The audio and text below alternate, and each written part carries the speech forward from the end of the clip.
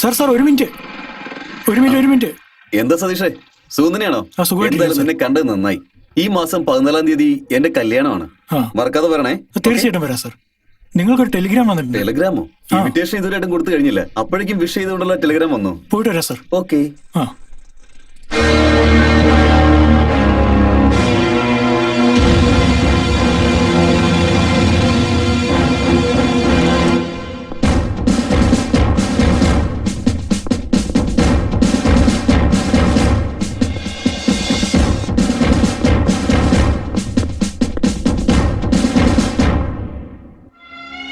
മോനെ, നീ എന്താ ഇപ്പൊ ഇങ്ങനെ പറയുന്നത്? വെഡിങ് ഇൻവിറ്റേഷൻ നാടെല്ലാം കൊടുത്തു കഴിഞ്ഞല്ലോ. കല്യാണ തീയതിയും അടുത്തെത്തി. ഇപ്പൊ നീ കാർഗിൽ വാറിലേക്ക് പോകുന്നു പറഞ്ഞ പോയേ പറ്റുവച്ച. നിനക്കെന്താ ഭ്രാന്താണോ? ഞാൻ നിന്നെ ഈ വീട്ടിൽ നിന്നും പുറത്തേക്ക് വിടില്ല. പെണ്ണു വീട്ടുകാർ ചോദിച്ചാ ഞാൻ എന്തുത്തരം പറയാ? സൂര്യ,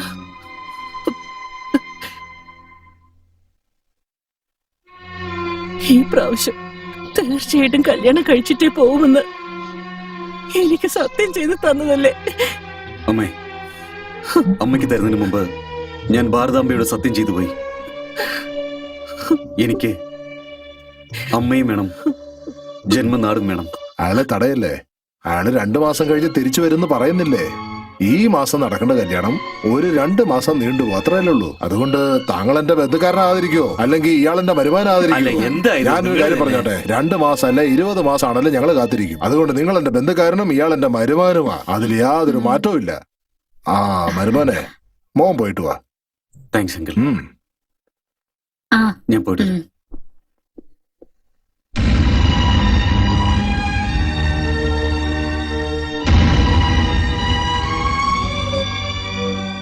നോക്ക്, അവരെ സംബന്ധിച്ചിടത്തോളം നമ്മുടെ രണ്ടുപേരും കല്യാണം കഴിഞ്ഞിട്ടില്ല.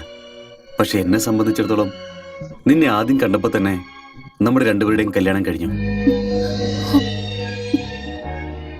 ഏയ്, എന്താ ഇത്? ഒരു മിലിറ്ററിക്കാരന്റെ ഭാര്യയുടെ കണ്ണിൽ കണ്ണീരോ? നീയാണ് ധൈര്യമായിട്ട് പറഞ്ഞു വിടേണ്ടത്. കാരണം നിന്റെ പ്രണയമാണ് എന്റെ ശക്തി. ഞാൻ പോയിട്ട് വരാം. സ്റ്റേഷൻ വരെ ഞാൻ നിങ്ങളുടെ കൂടെ വന്നോട്ടെ. നിങ്ങൾ സ്റ്റേഷനിലേക്ക് പോകുമ്പോ എനിക്ക് നിങ്ങളോടൊരു കാര്യം പറയണം.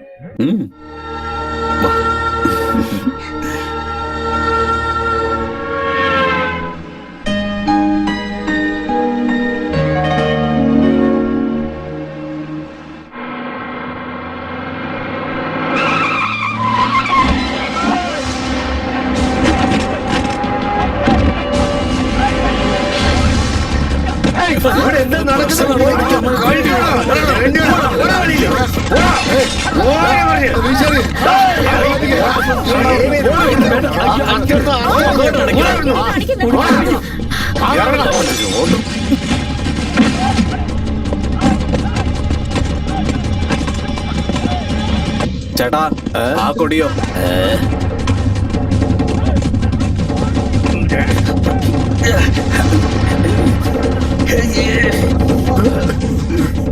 അല്ല, വേണ്ട വേണ്ട വേണ്ട വേണ്ട പറയാ, വേണ്ട. ആ കൊടി മുറിക്കണ്ട. മുറിക്കല്ല, ദേശീയ കൊടിയാ, നമ്മുടെ ദേശീയ കൊടിയാ.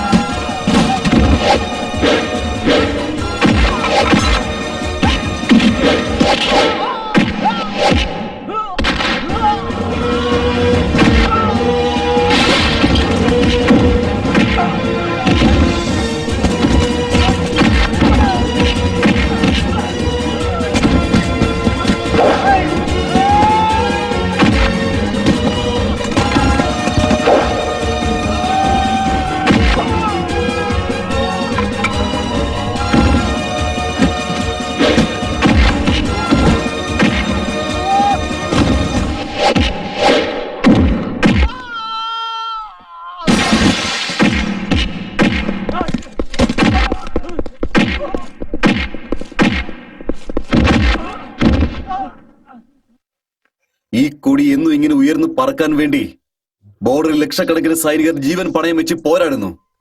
അങ്ങനെ സംരക്ഷിക്കുന്ന ഒരു കൊടി ഏതോ ഒരു തെരുവുനായ ചത്തെന്നും പറഞ്ഞ് താഴ്ത്താൻ നോക്കുകയാണോ? ഏയ്, അമ്മയും കുഞ്ഞും തമ്മിലുള്ള ബന്ധം ഉടലെടുക്കുന്നത് പൊക്കൽക്കൊടിയിലൂടെയാണ്. കാശ്മീരിൽ നിന്ന് കന്യാകുമാരി വരെ നമ്മളെല്ലാവരും തലകുരിച്ച് ജയിക്കുന്നത് പറയുന്നത് ഈ കൊടിയുടെ മുന്നിലാണ്. കൊടുക്കണ സല്യൂട്ട്. Come on!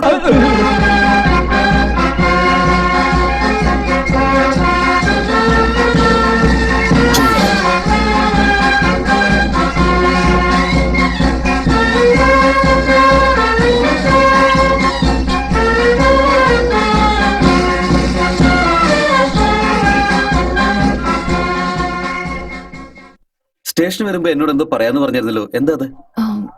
അത് പറയേ, പെട്ടെന്നാവട്ടെ. നോക്ക്, സമയാവുന്നു, ട്രെയിൻ വരും. പറയാം. I I love love I love you. നീ ഇപ്പൊ എന്താ പറഞ്ഞേ? ഇല്ല, ഒന്നും പറഞ്ഞില്ലല്ലോ. ഇല്ല ഇല്ല, നീ ഇപ്പൊ എന്തോ പറഞ്ഞു. ഒന്നും പറഞ്ഞില്ല. നന്ദിനി പ്ലീസ്, ഒരു പ്രാവശ്യം എനിക്ക് വേണ്ടിട്ട്. ഞാൻ ഒന്നും പറഞ്ഞില്ലെന്നേ. ഒരു പ്രാവശ്യം ഒന്നും പറയുന്നേ. ഞാൻ പറയില്ല. എടാ നേരെ നോക്കണ, അവിടെ ലോറി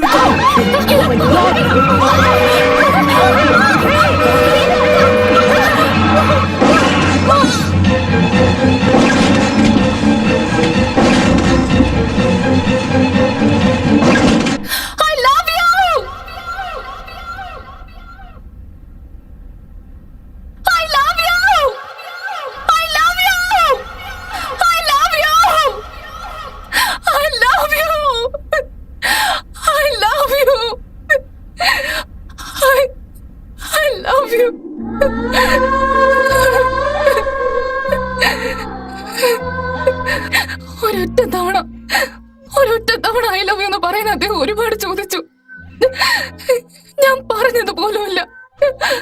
പക്ഷെ ഇപ്പൊ ഓരോ ദിവസവും 100 തവണ ശ്രീരാമജയം പോലെ ഐ ലവ് യു എന്ന് എഴുതിക്കൊണ്ടിരിക്കും. ഒരു ഭ്രാന്തിയെ പോലെ ദിവസം ഇവിടെ വന്ന് ഐ ലവ് യു എന്ന് ഒച്ചയെടുക്കും, പറഞ്ഞുകൊണ്ടിരിക്കും. അങ്ങനെ എഴുതിയ നോട്ടാണ് നിങ്ങൾ കണ്ടത്. ആ പേപ്പറിലുള്ള എഴുത്ത് മാത്രമാണ് നിങ്ങൾ കണ്ടത്. എന്റെ മനസ്സിലുള്ള വേദന നിങ്ങൾ കണ്ടില്ല. ഞാൻ ജീവന് തുല്യം സ്നേഹിക്കുന്ന അദ്ദേഹത്തെ നിങ്ങൾ കണ്ടില്ല.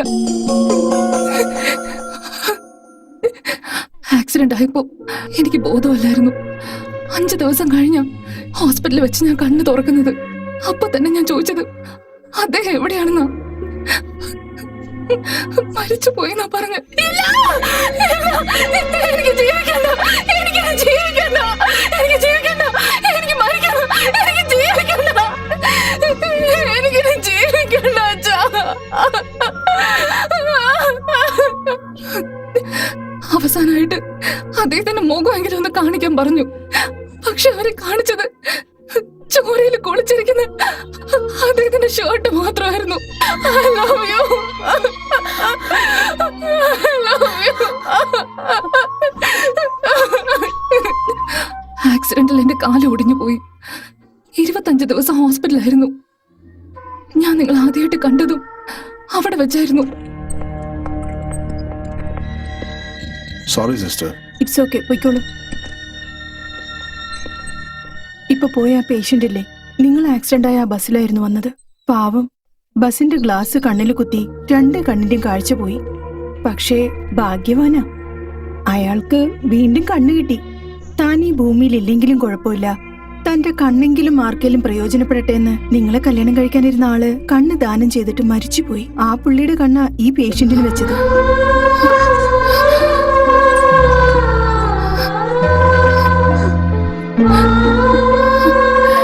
സിസ്റ്റർ, അദ്ദേഹത്തിന്റെ വാർഡിലേക്ക് എന്നെ കൊണ്ടുപോകും. ശരി, എന്നാ പോവാം.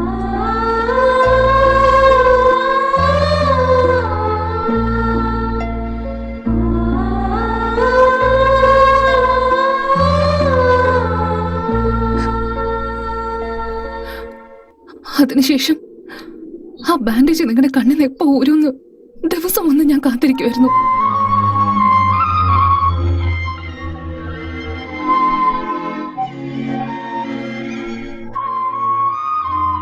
ഒരിക്കൽ ഞാൻ അവിടെ വന്ന് നോക്കിയപ്പോ നിങ്ങളില്ലായിരുന്നു. ചോദിച്ചപ്പോ നിങ്ങൾ ഡിസ്ചാർജ് ആയിന്നാ പറഞ്ഞത്. എന്തുകൊണ്ട് എന്നോട് നേരത്തെ പറഞ്ഞില്ല എന്ന് എല്ലാരോടും ചോദിച്ചു. ദേഷ്യപ്പെട്ടു.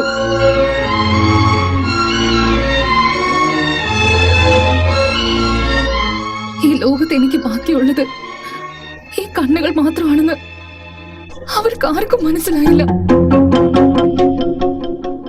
ഹോസ്പിറ്റലിൽ നിന്ന് വന്നതിന് ശേഷം അദ്ദേഹത്തിന്റെ ഓർമ്മയ്ക്കായി എനിക്ക് ബാക്കിയുള്ളത് ഞാൻ ചുമരിൽ ഒട്ടിച്ചു വെച്ച പട്ടത്തിലുണ്ടായിരുന്ന കണ്ണുകൾ മാത്രമായിരുന്നു. അത് കാണാൻ വേണ്ടി ഞാൻ വീട്ടിലേക്ക് ഓടി.